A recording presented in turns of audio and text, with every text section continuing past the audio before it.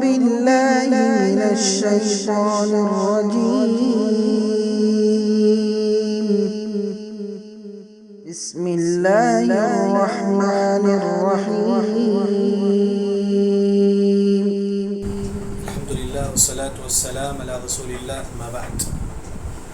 جیسا کہ سورہ ناس کا جو ہے نا خلاصہ ہے. سب سے پہلے سورہ ناس قرآن کی آخری صورت ہے. جب آخری صورت ہے تو پہلی صورت سے کیا کنیکشن ہے؟ پہلی سورہ فاتحہ کی شروع کی تین آیت میں اللہ کی تعریف ہے. الحمدللہ رب العالمین، اللہ کی حمد ہے. الرحمن الرحیم، اللہ رحم کرنے والا ہے. مالک یوم الدین.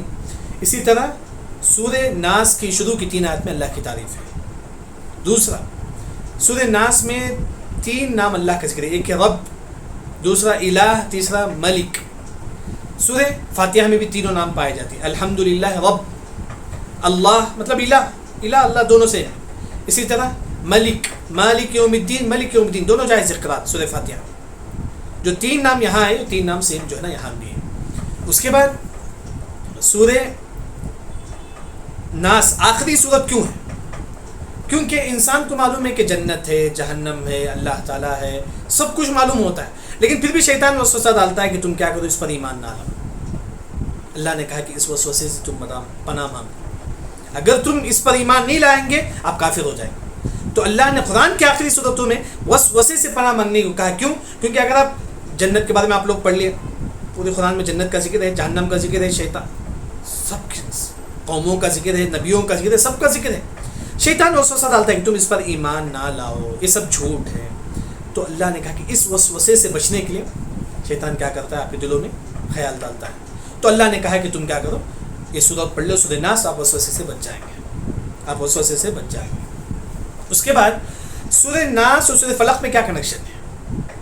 سورہ فلق میں اللہ نے جو اوپر کی جو باہر جو دوسرے جو برائی کر سکتے ہیں آپ کے اوپر، مطلب زید جادو کر سکتا ہے دوسروں پر، زید جو دوسروں پر حسد کر، یہ دوسرے جو ہے نا ہم کو ستاتے ہیں، دوسرے جو ہے نا ہم پر جادو کرتے ہیں، یہ دوسرے کام کرتے ہیں، یہ دوسرے کرتے ہیں برائی. حسد دوسرا انسان کرتا ہے، جادو دوسرا انسان کرتا ہے. ہاں، لیکن وسوسہ خود انسان کے اندر ہوتا ہے، یہ خود انسان کے اندر ہوتا ہے. اس سے بچنے کے لیے اللہ نے ایک خاص صورت نازل کر دی، وہ ہے سورۃ الناس. گویا کہ سورہ فلق میں باہر کی برائی کا ذکر ہے، سورہ ناس میں اندر کی برائی کا ذکر ہے، وہ ہے وسوسہ. دوسرا، سورہ فلق میں جو برائی کا ذکر ہے، جادو، یہ تمام برائی ہے. یہ برائی کہاں سے آتا ہے؟ شیطان کی جانب سے. اس شیطان سے بچنے کے لیے اللہ نے ایک صورت نازل کر دی، سورۃ الناس. یہ دو کنیکشن ہو گیا. اس کے بعد سورہ ناس کی کیا فضیلت ہے؟ آپ صلی اللہ علیہ وسلم سونے سے پہلے دونوں ہاتھ ایسا رکھتے تھے، اس میں تھوکتے تھے 3 مرتبہ، پھر 3 سورتیں پڑھتے تھے، پھر جہاں تک ہاتھ جاتا تھا وہاں تک پوچھ لیتے تھے. ایک اور جو فضیلت ہے، ہر فرض نماز کے بعد یہ تینوں سورتیں پڑھنا چاہیے، اور سونے سے پہلے بھی یہ تینوں سورتیں جو ہے نا پڑھنا چاہیے. اسی طرح اگر کسی انسان کو کہیں تکلیف ہے وہاں ہاتھ رکھ کر جو ہے نا یہ سورت جو ہے نا پڑھ سکتا ہے. اس کے بعد ہماری جو تفسیر ہے سورۃ الناس، سب سے پہلے اللہ نے کہا کہ بسم اللہ الرحمن الرحیم، قل اعوذ برب الناس. قل کہہ دو، ہم بولتے ہیں کہ اعوذ، اللہ تعالیٰ میں تیرے پناہ میں آتا ہوں. جب آپ اعوذ پڑھیں گے آپ کے دل و دماغ میں بات ہونی چاہیے کہ اللہ تعالیٰ جو ہے نا ہی کی پناہ میں آتا ہوں اور اللہ سے قریب ہوتا ہوں. اعوذ جب آپ پڑھیں گے تو یوں فیل کرو کہ آپ اللہ سے قریب ہوتے ہیں، کیونکہ اعوذ کا ایک پانی کیا ہے؟ وہ گوشت جو ہڈی سے لگا رہتا ہے اسے بولتے ہیں کہ عواد عربی زبان میں. گویا کہ قریب ہونا، گویا کہ اعوذ بول کر اللہ سے قریب ہوتی. کس سے قریب ہوتی ہیں؟ برب الناس، لوگوں کے رب. وہ کون ہے؟ اللہ تعالیٰ ہے. گویا کہ اب اللہ سے قریب ہوتے ہیں. یہ فیل، یہ سوچ ہمارے دل و دماغ میں ہونی چاہیے. اس وقت اللہ نے کہا کہ ملک الناس، لوگوں کا بادشاہ کون ہے؟ اللہ تعالیٰ ہے. ملک کا مطلب بادشاہ. یہ ہوتا ہے کہ یہ چیز میری ہے، میں سیل کر سکتا ہوں، کیونکہ میں اس کا ملک ہوں، میں اس کا بادشاہ ہوں، میں اسے سیل کر سکتا ہوں. میرے پاس کچھ سامان ہے، کار ہے، میں اس کو سیل کر سکتا ہوں کیونکہ وہ میری چیز ہے. لیکن ملک الناس، لوگوں کا مالک کون ہے؟ اللہ تعالیٰ ہے. گویا کہ یہ اللہ کی امانت ہے، یہ ہماری بنی اللہ تعالیٰ کی ہے، یہ ہنکی اللہ تعالیٰ کی ہے، ہمارا پاؤں اللہ تعالیٰ کی امانت ہے، اللہ تعالیٰ کی ملکیت میں. اسی وجہ سے ہم ہماری چیز بیچ سکتے ہیں کیونکہ یہ میری ہے، میں بیچ سکتا ہوں. لیکن کوئی انسان چاہتا ہے کہ اپنی آنکھ بیچ کر پیسہ کمائے، جائز نہیں. کیوں؟ کیونکہ یہ آنکھ کس کی ہے؟ اللہ تعالیٰ کی.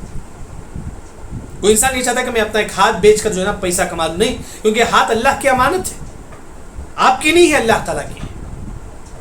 تو وہی اللہ نے فرمایا کہ ملک الناس، لوگوں کا جو مالک مطلب بادشاہ کون ہے؟ اللہ تعالیٰ. اس کے بعد اللہ نے فرمایا کہ الہ الناس، لوگوں کا جو معبود ہے.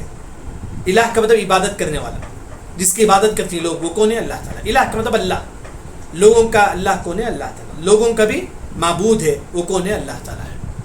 یہاں آپ دیکھیے، سب سے پہلے اللہ نے کہا کہ رب، اس کے بعد اللہ نے کہا کہ ملک، اس کے بعد اللہ نے کہا کہ الہ. یہاں سب سے پہلے جو بات بتائی ہے کہ وہ ہے کہ زیادہ سے کم کی طرف آنا. کیسے؟ رب بولتے ہیں کہ رب البیت، گھر کا رب کون ہے؟ آپ کے والد ہیں، جو آپ کو صحیح طریقہ سکھاتے ہیں. اب ہر گھر میں ایک والد ہوتا ہے نا، ہر گھر میں ایک والد ہوتا ہے. یہ بہت زیادہ ہو سکتے ہیں، رب بہت زیادہ ہو سکتی ہے، کیونکہ جتنے گھر ہی اتنے والد ہیں. ہزار کروڑوں والد ہو سکتے ہیں، رب کروڑوں ہو سکتا ہے. اس کے بعد ملک، 1000 کنٹری ہے، 1000 کنٹری کے 1000 بادشاہ ہی ہوں گے بس. ملک کتنے ہوں گے؟ 1000.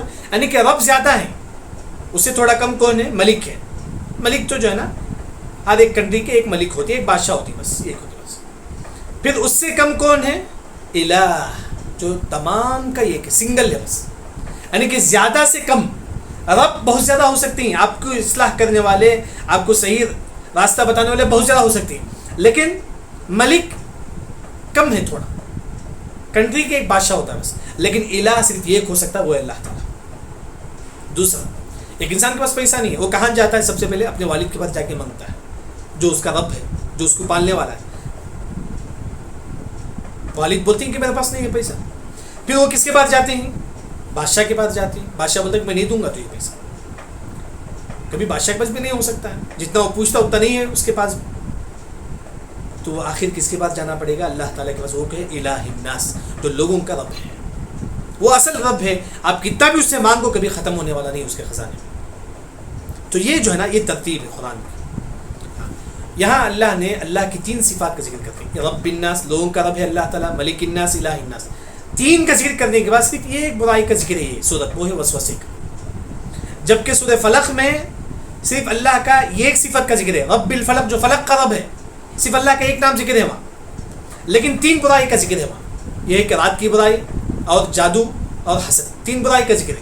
جبکہ سورہ ناس میں الٹا ہے، 3 مرتبہ اللہ کے بارے میں ذکر ہے، یہ ایک برائی کا ذکر ہے. جبکہ وہاں 1 مرتبہ اللہ کا ذکر ہے، 3 برائی کا ذکر ہے. یہاں سورہ ناس میں اللہ تعالیٰ 3 مرتبہ اللہ کا نام لینے کے بعد اللہ خود فرماتی ہے کہ وسوسہ ایک بری چیز ہے، تم اس سے پناہ مانگو. وسوسے کی کتنی خطرناک چیز ہے. اللہ نے اس کے واسطے کہا کہ ملک الناس، الہ الناس، یعنی کہ اللہ نے تمام چیز کھا کے اللہ تعالیٰ کہتے ہیں کہ جو ہے نا وسوسے سے تم پناہ مانگو. یہاں رب الناس اللہ نے کیوں فرمایا؟ وہاں تو رب الفلق ہے، رب الناس اللہ نے کیوں فرمایا؟ ناس کا مطلب انسان، جیسا کہ ہم لوگ انسان ہیں. ہاں، اس صورت پہ کس کا ذکر ہے؟ وسوسے کا. وسوسہ کس کے اندر آتا ہے؟ انسان کے اندر آتا ہے. پہاڑ کے اندر وسوسہ نہیں آتا ہے، درخت کے اندر وسوسہ نہیں آتا ہے، صرف خاص انسانوں کے اندر ہوتا ہے. تو وہی اللہ نے کہا کہ رب الناس، جو لوگوں کا رب ہے. گویا کہ ہمارے اندر جو وسوسہ آتا ہے وہ بھی اللہ تعالیٰ کو معلوم. جو خیالات ہمارے دل و دماغ میں آتے ہیں وہ بھی اللہ تعالیٰ کو معلوم. تو اس کے بعد اللہ نے کہا کہ من شر، ایسے شر سے میں پناہ مانگتا ہوں. من شر الوسواس، وسواس بولتے وہ شیطان جو ہمارے دلوں میں جو ہے نا آہستہ طور پر جو ہے نا اپنی بات رکھتا ہے. آہستہ طور پر جو ہے نا ہمارے دلوں میں جو ہے نا، الوسواس کا مطلب ہلکی بات کو بولتی، صوت خفی، ہلکی سی آواز بولتی. الوسواس مطلب ہلکی سی آواز. کیسی آواز؟ جو زیور جب لگتا ہے تو کس طرح، مطلب خاص طور پر کان کا جو زیور عورتیں جو پہنتی ہیں اس کی آواز کس طرح ہوتا ہے، جب آپ چلیں گے تو کس طرح آواز آتا ہے، اتنی ہلکی آواز سے جو ہے نا شیطان اپنی بات ہمارے دلوں میں رکھتا ہے. الوسواس. تو عیسیٰ علیہ السلام ایک مرتبہ اللہ سے پوچھتے ہیں کہ اللہ تعالیٰ مجھے بتا کہ شیطان کیسا ہے. تو اللہ نے بتایا کہ شیطان کی جو صورت ہے وہ سام کی طرح ہے، وہ ہمارے دلوں کے پاس رکھا ہے. وہ اپنا فیس جو ہے نا اپنا دلوں کے، ہمارے کس کے پاس ہے؟ ہمارے دل کے پاس. جب ہم اللہ کا ذکر نہیں کرتے تو ہمارے دلوں میں وسوسہ ڈالتا ہے. الوسواس. یہ بولتے ہیں کہ الوسواس مطلب جب آپ اللہ کا ذکر نہیں کریں گے شیطان ہمارے دلوں میں وسوسہ ڈالتا ہے. الخناس، جب ہم اللہ کا ذکر کریں گے شیطان ہمارے سے دور چلے جائے گا. بلکہ حدیث میں آتا ہے کہ جب کوئی اذان دیتا ہے تو شیطان روحہ تک چل جاتا تھا ہمارے نبی کے زمانے میں. روحہ مدینہ نبوی سے 40-50 کلومیٹر دور تھا. وہ یہ کہ شیطان اتنا دور چل جاتا ہے جتنا آپ اللہ کا ذکر کریں گے شیطان اتنا ہی آپ سے دور چل جاتا ہے. الخناس. اس کے بعد اللہ نے فرمایا کہ الذی جو یوسوس وسوسہ ڈالتا ہے. کون؟ شیطان. اب بھی ڈالے گا وسوسہ, بعد میں بھی ڈالے گا وسوسہ. کہاں ڈالتا ہے شیطان؟ فی صدور, سینے میں. کس کے؟ الناس, لوگوں کے سینوں میں شیطان وسوسہ ڈالتے رہتا ہے. سینہ, دل میں اللہ نے کیوں نہیں فرمایا؟ کیونکہ دل جو ہے نا اس کے پورا پیک جو ہے نا یہ سینہ ہے, سمجھے, جو دل کو پیک کیا. اسی وجہ سے فرماتے ہیں کہ سینہ جو ہے نا دل کا برتن ہے. دل پورا پیک ہے کس سے؟ سینے سے. اگر سینے میں وسوسہ اگر آتا ہے تو خود بخود دل کے اندر چل جاتا ہے, خود بخود دل کے اندر چل جاتا ہے. تو شیطان چاہتا ہے کہ ہمارے دلوں میں وسوسہ ڈالے. یہی وسوسہ جو انسان کو شرک تک لے کر جاتا ہے. کیونکہ جیسا کہ اسی وسوسے کی وجہ سے آدم علیہ السلام کو شیطان نے جنت سے نکال دیا. اسی وسوسے کی وجہ سے قابیل نے حابیل کو قتل کر دیا. اسی وسوسے کی وجہ سے نوح علیہ السلام کے زمانے میں شرک شروع ہوا. یعنی کہ یہی وسوسہ جو برائیوں کا جڑ ہے, جہاں سے انسان شرک کو لاتا ہے, بدعت کو لاتا ہے, خرافات کو لاتا ہے, یہی وسوسہ ہے. بس ہر چیز میں وسوسہ. اب عبادت کریں گے تو وسوسہ ہمارے دلوں میں شیطان ڈالے گا کہ آپ عبادت کرتی تو لوگ آپ کو دیکھیں گے, لوگ آپ کو دیکھیں گے. اس طرح وسوسہ ڈالتے رہتا ہے شیطان. ہاں, یہ وسوسہ کون ڈالتی ہیں؟ دو قسم کے لوگ. ہمارے دلوں میں وسوسہ کون ڈالتی؟ دو قسم. ایک من الجنۃ والناس, جن شیطان. جن شیطان دونوں ایک ہی ہے. یہ شیطان ہمارے دلوں میں وسوسہ ڈالتا ہے, یہ تو معلوم ہے, آ کر ہمارے دلوں میں برے برے خیالات ڈالتا ہے. اور ایک من الجنۃ والناس, ناس کا مطلب انسان. انسان خود انسان کے دلوں میں وسوسہ ڈالتا ہے.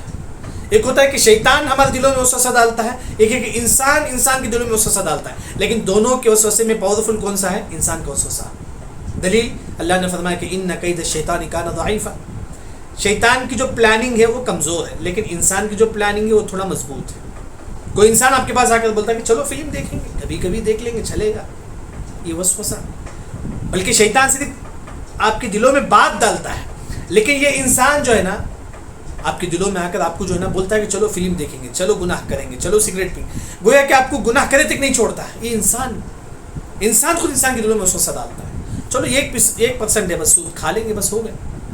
اس طرح جو ہے نا وسوسہ, یہ وسوسہ ایک ایسی چیز ہے جو ایک مسلمان کو گمراہ کر سکتے ہیں. خاص طور پر اللہ نے اس سے پناہ مانگنے کے لیے ایک سورت اللہ نے نازل کر دی, وہ ہے کہ سورۃ الناس. سورۃ الناس